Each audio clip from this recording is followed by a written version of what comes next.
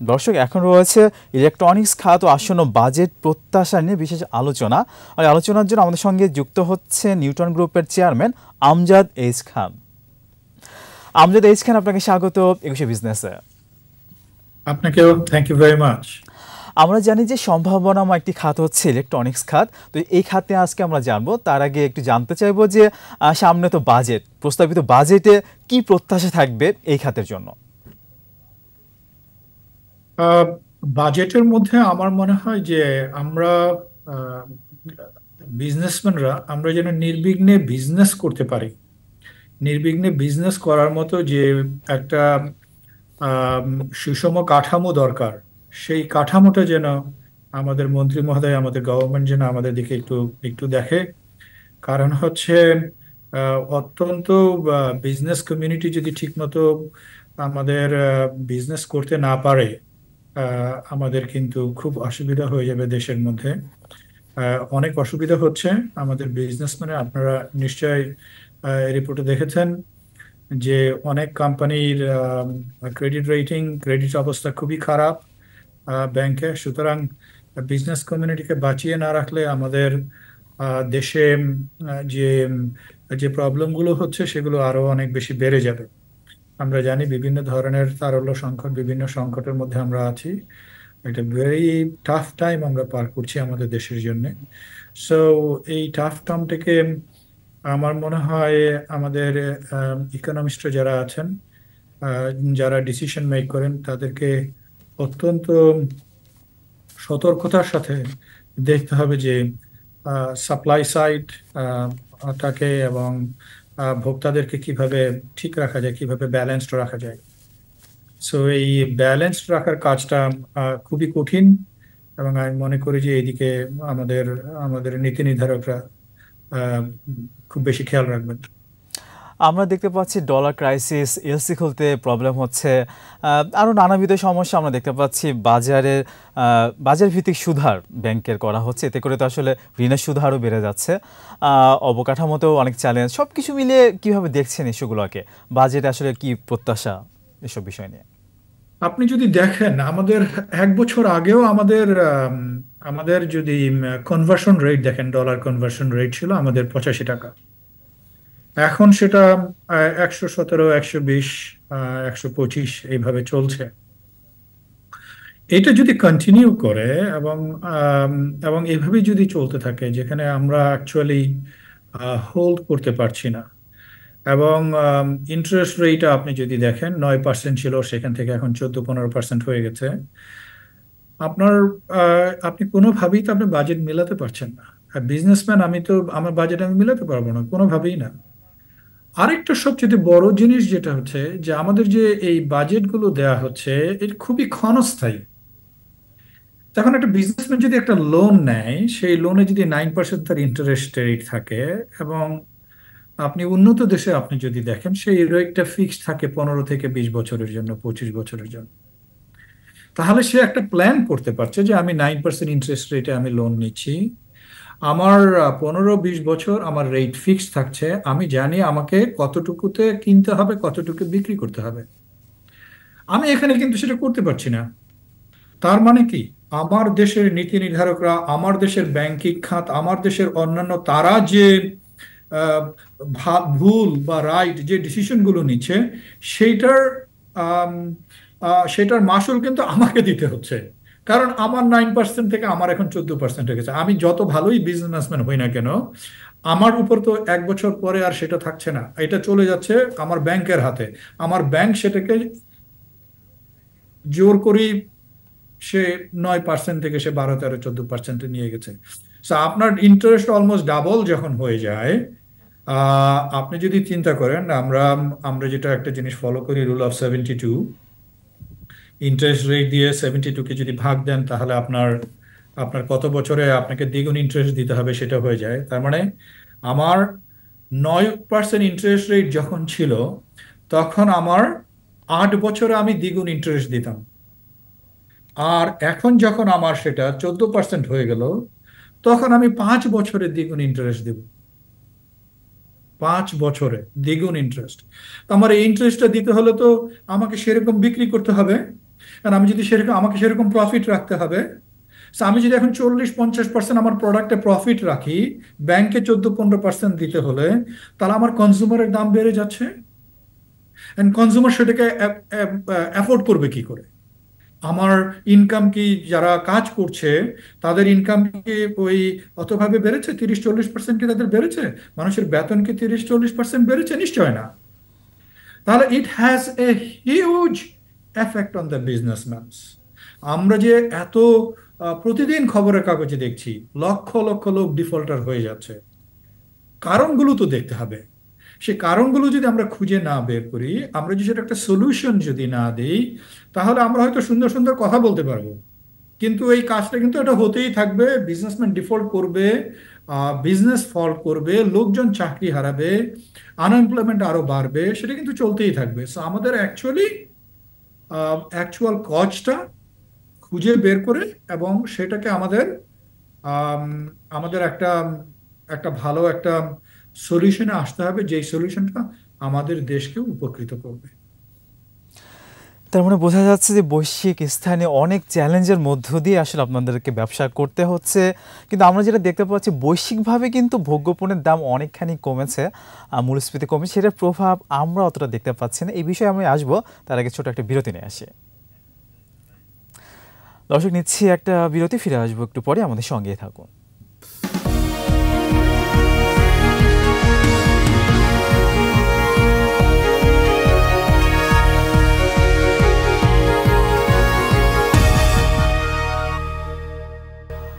আবার আমন্ত্রণ বিরতির সঙ্গে আছি রহমান রন। দর্শক, বিরতির আগে ইলেকট্রনিক্স খাত আসন্ন বাজেটে প্রত্যাশা নিয়ে আমরা আলোচনা করছিলাম নিউটন গ্রুপের চেয়ারম্যান আমজাদ এইচ খানের সঙ্গে। আবার ফিরছি আলোচনায়। জনাব আমজাদ এইচ খান, আমরা যেটা বলছিলাম, মূল্যস্ফীতি আসলে কমছে না, ডিমান্ড সাপ্লাই মিট হচ্ছে না, মূল্যস্ফীতি কমছে না, কিন্তু বৈশ্বিকভাবে কিন্তু অনেক চ্যালেঞ্জ আমরা জানি। তারপর কিন্তু বৈশ্বিকভাবে ভোগ্যপণ্যের দাম কিন্তু অনেকখানি কমেছে, এমনকি করোনার আগের পর্যায়ে চলে গেছে অনেক ক্ষেত্রে। তো আমরা কেন পারছি না? এই সার্বিক বিষয়টিকে আপনি কিভাবে দেখছেন? ওয়েল, ডিমান্ড অ্যান্ড সাপ্লাই, আপনি যেটা বললেন, that is the very basics of any any economist.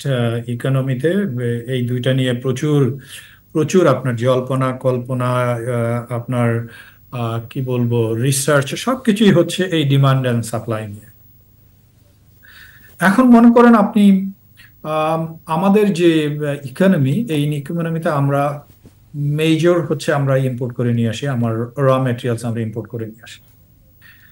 এখন এই র মেটেরিয়ালস যদি আমি ইম্পোর্ট করতে না পারছি, আমি যদি এলসি করতে না পারি, এবং আমার এলসির করার জন্য যে উপাদানগুলো লাগে, একটা ডাউন পেমেন্ট লাগে, একটা ভালো ক্রেডিট রেটিং লাগে, সেইগুলো যদি আমার একটা বিজনেসম্যান হারিয়ে ফেলে, তখন তার কস্ট বেড়ে যায়। আর আমাদের দেশে আপনি ভালো করেই জানেন এখন যে আমরা বিজনেসম্যানরা এখন আর এলসি করতে এখনো প্রবলেম হচ্ছে, আমরা পারছি না। যখন করতে হচ্ছে তখনও আমরা আমাদেরকে প্রায় 100% মার্জিন আগেই দিয়ে দিতে হচ্ছে, তারপর আমাদেরকে এলসি করতে হচ্ছে। এই যে এই যে প্রবলেমগুলো, এই প্রবলেমগুলো কিন্তু আপনার ডিমান্ডের খাতে সাপ্লাইয়ের খাতে চলে আসবে। কারণ হচ্ছে আমরা সাপ্লাইয়ে লেট হবে, এবং এনাফ কাঁচামাল থাকবে না প্রোডাক্ট তৈরি করার জন্য।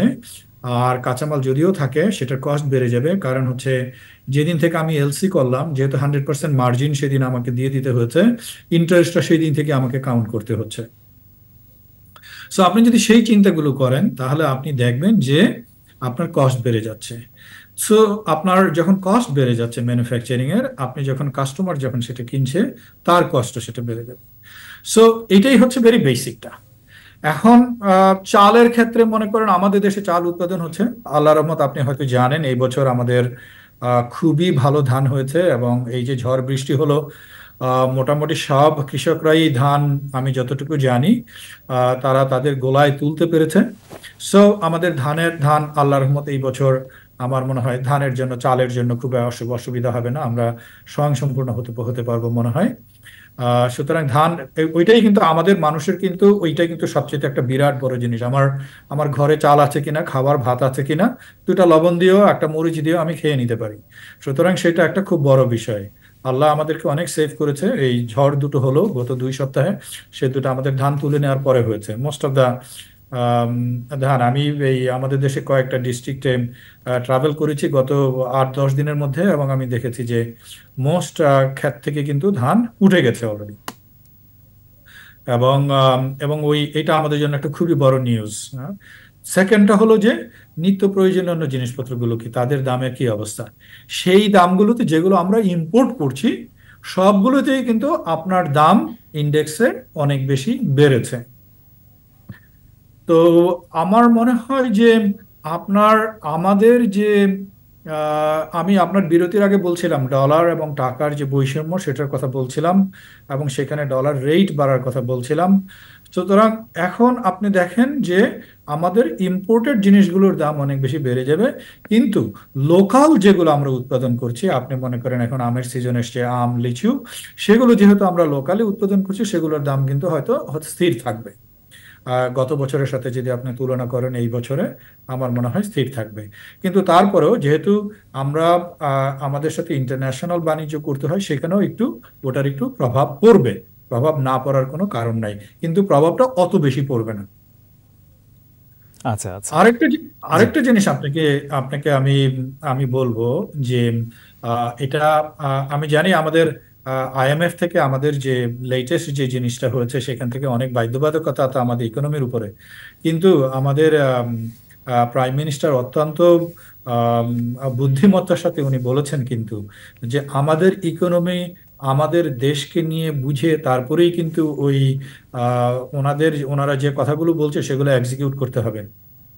এখন আপনি চিন্তা করেন, আপনাকে আমি দুটো এক্সাম্পল দিয়ে আমি বোঝাতে চাই আপনার দর্শকদের জন্য, হয়তো একটু সময় নেব আমি, কিন্তু জিনিসটা বুঝতে হবে।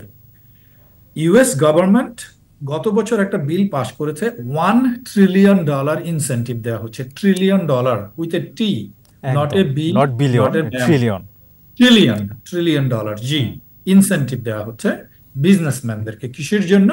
যে তুমি এসে, তুমি যেই হও, তুমি ইনভেস্ট করবা একটা টেকনোলজি সেক্টর। হ্যাঁ, এখন সেই দেখেন, আম, আপনার বিভিন্ন অঙ্গরাজ্যে আমেরিকার চাইনিজ ইনভেস্টররা যেয়ে হাজার হাজার কোম্পানি তৈরি করতেছে। আমি আমি নিউজ দেখি, এবং নিউজে দেখবেন প্রতি সপ্তাহে আমি দেখছি এই কোরিয়ান কোম্পানি, এই চাইনিজ কোম্পানি, অমুক কোম্পানি, ওরা যে আমেরিকাতে ইনভেস্ট করছে $500 মিলিয়ন, $700 মিলিয়ন, $10 বিলিয়ন। টয়োটা থেকে আরম্ভ করে, ভক্সওয়াগন থেকে আরম্ভ করে, মার্সিডিজ থেকে আরম্ভ করে, চাইনিজ কোম্পানি, ইভেন বিওয়াইডি, যারা যারা আমেরিকাতে বিজনেস করতে পারে না, তারাও আরেকটা বিজনেসম্যানের সাথে সংযোগ হয়ে তারা কিন্তু আমেরিকাতে এই গত সপ্তাহে দেখেছি $7 বিলিয়ন ইনভেস্ট করছে ব্যাটারি ফ্যাক্টরি তৈরি করার জন্য। ওকে, এইটার মানে কি? হ্যাঁ, তারা $1 ট্রিলিয়ন ইনসেন্টিভ দিচ্ছে, কিন্তু এইটার জন্য যে ইনভেস্টমেন্ট হচ্ছে, সেইটার জন্য যে আপনার ওই ইনভেস্টমেন্টের জন্য যে জব তৈরি হচ্ছে, যেটা permanent job, not a temporary job for a long time, এইটার যে আমার দেশের যে বেনিফিট হচ্ছে, সেই বেনিফিটগুলো কিন্তু অনেক বেশি। আর আমাদের দেশে ওরা যেটা ইম্পোজ করতে চাচ্ছে, যে আমরা যদি একটা ইনভেস্ট করি, আপনি যারা জানেন যে আমাদের সেই ইনভেস্ট করার জন্য আমাদের যে মেশিনারিজ লাগবে, মেশিনারিজ কেনার জন্য আমরা বিভিন্ন ধরনের ইয়ে করা হয়, ভ্যাট মৌকুফ পাই, এইটা মৌকুফ পাই। আমাদের কিন্তু প্রচলিত একটা কিন্তু নিয়ম আছে যে ওই ইনভেস্টটাকে আপনার এনকারেজ করার জন্য আমাদের গভর্নমেন্ট আমাদের সেই টাকাটা সেই ধরনের একটা ফেসিলিটেট করে থাকে। এনারা কিন্তু সেই, আমি যতদূর জানি, সেই পুশিংটাও করছে ওই ফেসিলিটেট করাটাকে বন্ধ করে দেওয়ার জন্য। ওকে, যাতে করে তারা তাদের ইন্টারেস্ট নিতে পারে। Hopefully I am wrong, hopefully it is free of cost, but I hope I what I here it is not so. তারা যেরকম তাদের ইন্টারেস্ট নিয়ে ব্যস্ত, আমাদের আমাদের প্রাইম মিনিস্টার যেটা বলেছেন, না আমাদের এই উদ্যোক্তা, আমাদের ইনভেস্টমেন্টটাকে তো আমাদের দেখতে হবে, দেখে রাখতে হবে।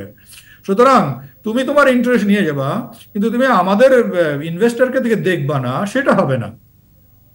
কিন্তু আমার মনে হচ্ছে, আমি যতদূর দেখতে পাচ্ছি কিছু কিছু ডকুমেন্টে, সেটা হচ্ছে সেটাই হচ্ছে। সো আমাদের ওই ইনসেনটিভটুকু যদি নিয়ে নেওয়া হয়, তাহলে কিন্তু এই বিজনেসগুলো আরো থুবড়ে পড়বে। এই বিজনেসগুলো কিন্তু পাবে না, কি বলে যে তাদের যে ইনসেনটিভটা দরকার তাদের বিজনেসটা এস্টাবলিশ করার জন্য, সেটা হবে না। সেটা যদি না হয়, এইটাও দেশের প্রতি একটা বিরাট বড় প্রভাব পড়বে। এটা বোঝা হয়ে যাবে, কর্মসংস্থান হবে না, ভবিষ্যতে ইম্পোর্টের যে একটা সুযোগ সৃষ্টি হতো, এক্সপোর্টের যে সুযোগ সৃষ্টি হতো সেটাও হবে না। মানে অনেক দিক থেকে কিন্তু আসলে এটা নেগেটিভই হবে আসলে আমাদের ইকোনমির জন্য। এক্স্যাক্টলি, তো এক্স্যাক্টলি। আসলে অনেক চ্যালেঞ্জ। আপনি বিরতি আগে বলছিলেন যে সুদের হার বেড়ে গেছে, অনেক বেড়ে গেছে, অনেক কিছু বিএসটি সার্ভিস 15 লাখ থেকে 35 লাখ করা হয়েছে, অনেক কিছু আমরা জানি। আমরা এটাও জানি যে আমরা যেটা দেখতাম যে চেক বাউন্স হলে যে একটা মানে একটা চেক বাউন্স, এটা কিন্তু একটা ছিল আপনাদের রক্ষা কবচ ছিল। তো সেই বাউন্স হলে কিন্তু এখন ওইভাবে আর আসলে এটাকে ঠিকভাবে কিন্তু মানে যে আইনের যে ব্যাপারটা সেটা কিন্তু আমরা দেখছি না। কিভাবে দেখছেন ইস্যুগুলোকে? আপনি ঠিক বলেছেন। আপনি কেবল বিএসটিআই না, আপনি জানেন আমাদের দেশে বিজনেস যে যে যে যে আহ, যে ব্যত্যয় আমি বলবো, অথবা যে যে প্রবলেম গুলো হয়, সেটা হচ্ছে যে আপনার দেখেন আমাদের আমাদের কিন্তু ওয়ান স্টপ সার্ভিস করা হলো। হ্যাঁ, কিন্তু ওয়ান স্টপ সার্ভিস কি সার্ভিসগুলো দিতে পারছে ওয়ান মানে এখন স্টপ করে? নিশ্চিত হয়নি। সেগুলো তো জি, করতে পারছে? না। প্রচুর অসুবিধা হুম, হচ্ছে। হুম, হুম, হ্যাঁ, এবং এই যে সমন্বয়গুলো করা আপনার একদম। বিভিন্ন বিজনেসের সাথে, গভর্নমেন্টের বিভিন্ন এজেন্সির সাথে সমন্বয় করা, এই যে উইন্ডো গুলো থাকা, মনে করেন আপনি ওয়ান স্টপ সার্ভিস করলেন, ওয়ান স্টপ সার্ভিসে কি একটার পর একটা উইন্ডো থাকবে, হুম, তাই হুম, না? আপনার যদি 10টা জিনিস লাগে, আপনার মনে করেন ইলেকট্রিসিটি লাগবে, আপনার মনে করেন গ্যাস লাগবে, আপনার মনে করেন একটা লাইসেন্স লাগবে, হুম, হুম, আপনার মনে করেন এখানে আম, অন্যান্য সুযোগ সুবিধার হুম। জন্য যে যে উইন্ডোজ গুলো থাকা দরকার, ওটা যে লিস্ট গুলো আছে, সবার একটা উইন্ডোজ থাকবে যে আপনি এখানে আসলেন বা আপনার প্রতিনিধি গেল, সে এই কাজগুলো করে নিয়ে একটার পর একটা করে নিয়ে সে বাড়ি চলে গেল। বিদেশে কিন্তু এগুলোর কিছুই করতে হয় না। একদম, মানে আপনি একই একটা ছাদের ছোট নিচে আমরা ফর্ম সব ফিল আপ সেবাগুলো করে, পেয়ে যাই। এক্স্যাক্টলি, আপনি অনলাইনে একটা ফর্ম ফিল আপ করে দিলেন, হুম, আপনি হুম। কে করেছেন লেখা আছে, আপনি ই সাইন করে দিলেন অনলাইনে, আপনি কিন্তু লাইসেন্স আপনার কাছে চলে আসলো, নাম্বার সব চলে আসলো, আপনি যেই জায়গাটা নিয়েছেন সেই জায়গাটায় ওরা জানে আপনাকে কতদিনের মধ্যে বিদ্যুৎ দিবে, আপনি ওই নাম্বার নিয়ে আপনি দরখাস্ত দিলেন, আপনি বিদ্যুৎ পাবেন, গ্যাস পাবেন, আর যা দরকার আপনি সব পেয়ে যাবেন। এবং ওয়ান স্টপ সার্ভিস নিশ্চিত হলে কিন্তু ইজ অফ ডুইং বিজনেসের কথা বলি, সেখানে কিন্তু আমাদের র্যাঙ্কিংটা ভালো হতে পারে এবং এফডিআই কিন্তু এক্ষেত্রে অ্যাবসলিউটলি, আকৃষ্ট হতে পারে। তো এই বিষয়গুলো জানি আমরা, চাবো এগুলো নিশ্চিত হবে। আজকে একদমই সময় নেই, আমরা চাচ্ছিলাম যে নিউটন গ্রুপ নিয়ে আরো অনেক কিছু জানবো। তো আজকে শেষ করি, আমরা ভবিষ্যতে অবশ্যই আলোচনা করব। আপনাকে অনেক ধন্যবাদ আমাদেরকে সময় দেওয়ার জন্য। ধন্যবাদ আপনাকেও এবং আপনার দর্শককেও, থ্যাংক ইউ। ধন্যবাদ। দর্শক, এতক্ষণ ইলেকট্রনিক্স খাত ও আসন্ন বাজেট প্রত্যাশা নিয়ে আমরা আলোচনা করছিলাম নিউটন গ্রুপের চেয়ারম্যান আমজাদ এইচ খানের সঙ্গে। দর্শক, নিচ্ছি আরও একটা বিরতি, বেলা 2টা 35 মিনিটে আবারও ফিরে আসবো 21 বিজনেস আরও আয়োজন নিয়ে, আমাদের সঙ্গেই থাকুন।